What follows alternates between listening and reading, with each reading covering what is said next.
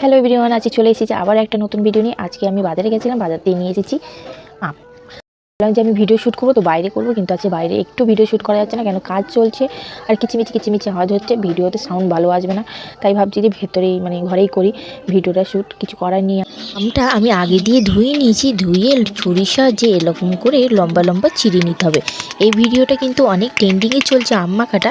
আমিও ভাবলাম ট্রাই করি, কিন্তু একটু অন্য রকমের। এরকমভাবে আমি প্রথমবার ভিডিও করলাম, কেমন হয়েছে তোমরা অবশ্যই কমেন্টে জানিও।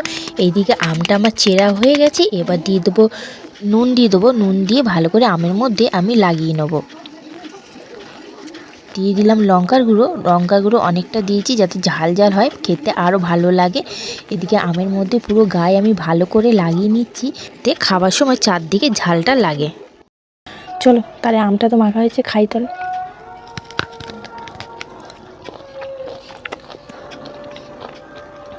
খুব টক।